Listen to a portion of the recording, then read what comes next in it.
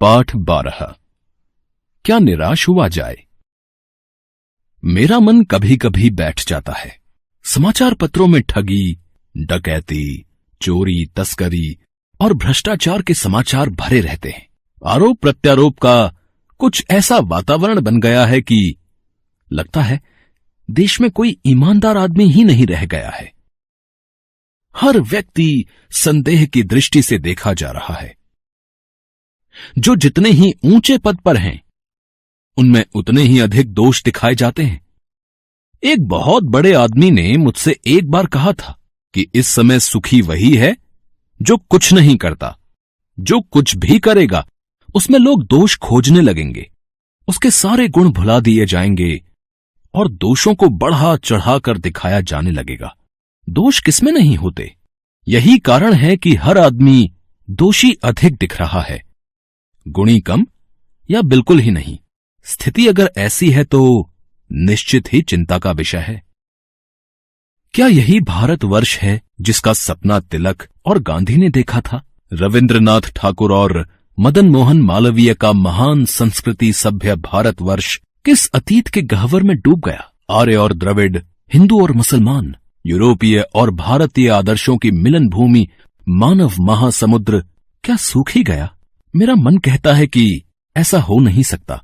हमारे महान मनीषियों के सपनों का भारत है और रहेगा। यह सही है कि इन दिनों कुछ ऐसा माहौल बना है कि ईमानदारी से मेहनत करके जीविका चलाने वाले निरीह और भोले भाले श्रमजीवी पिस रहे हैं और झूठ तथा फरेब का रोजगार करने वाले फल फूल रहे हैं। ईमानदारी को मूर्खता का पर्याय समझा जाने लगा है। सच्चाई केवल भीरू और बेबस लोगों के हिस्से पड़ी है। ऐसी स्थिति में जीवन के महान मूल्यों के बारे में लोगों की आस्था ही हिलने लगी है।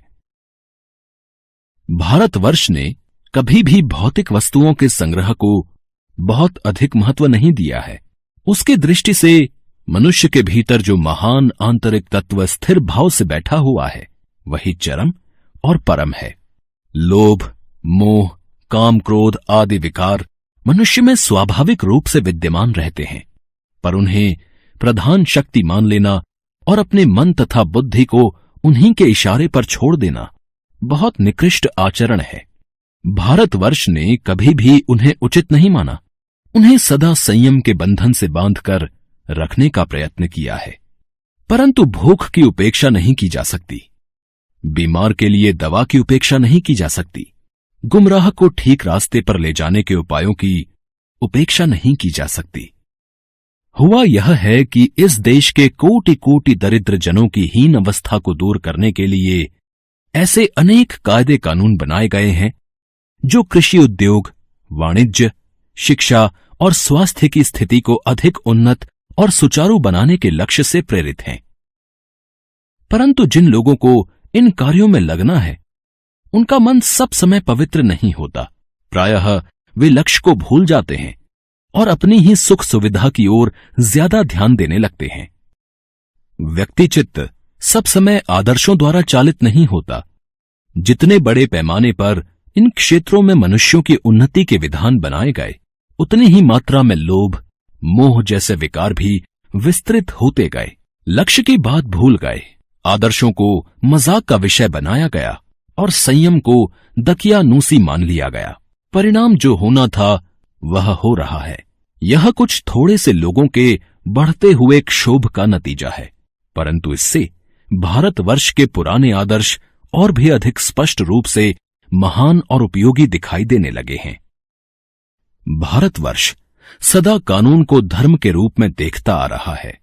आज एकाएक कानून और धर्म में अंतर कर दिया गया है। धर्म को धोखा नहीं दिया जा सकता, कानून को दिया जा सकता है।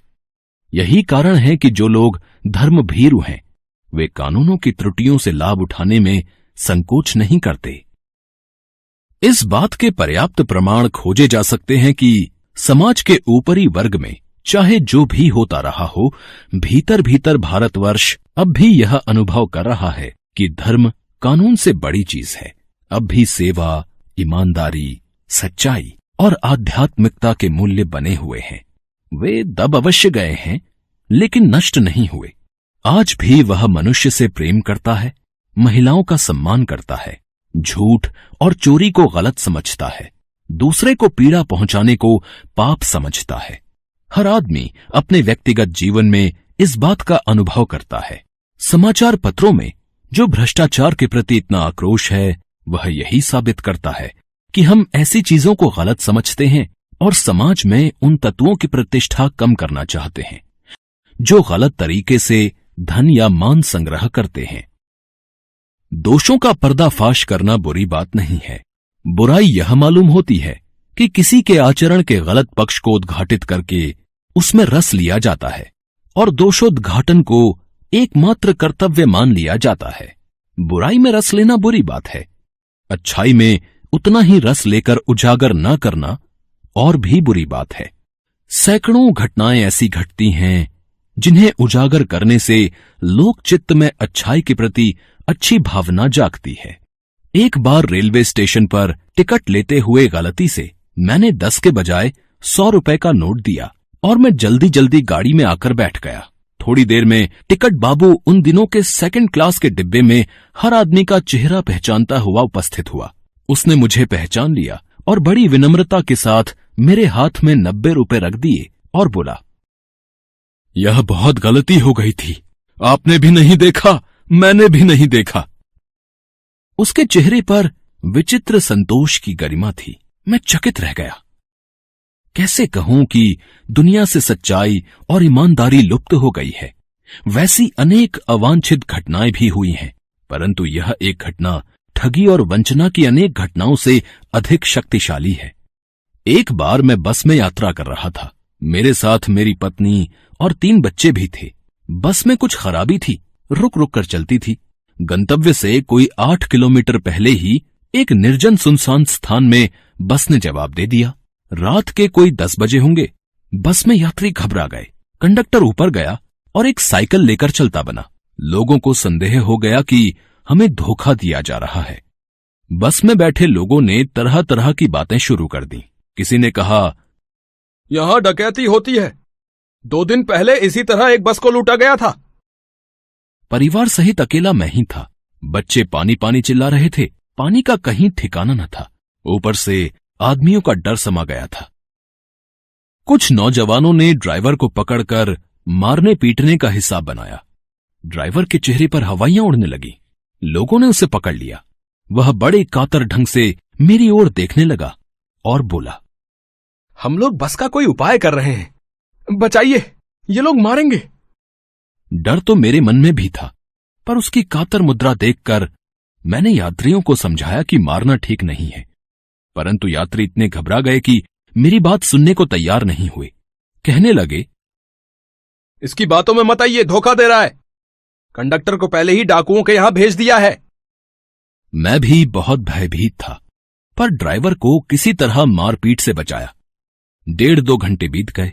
मेरे बच्चे भोजन और पानी के लिए व्याकुल थे। मेरी और पत्नी की हालत बुरी थी। लोगों ने ड्राइवर को मारा तो नहीं, पर उसे बस से उतारकर एक जगह घेर कर रखा। कोई भी दुर्घटना होती है तो पहले ड्राइवर को समाप्त कर देना उन्हें उचित जान पड़ा। मेरे गिड़गिड़ाने का कोई विशेष असर नहीं पड़ा। इसी समय क्या देखता हूं कि एक खाली बस चली आ रही है और उस पर हमारा बस कंडक्टर भी बैठा हुआ है। उसने आते ही कहा, अड्डे से नई बस लाया हूं, इस बस पर बैठिए, वह बस चलाने लायक नहीं है। फिर मेरे पास एक लोटे में पानी और थोड़ा दूध लेकर आया और बोला, पंडित जी, बच्चों का रोना मुझसे देखा नहीं गया, वहीं दूध मिल गया, थोड़ा लेता आया।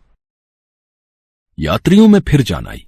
सबने उसे धन्यवाद दिया, ड्राइवर से माफी मांगी और 12 बजे से पहले ही सब लोग बस अड्डे पहुंच गए।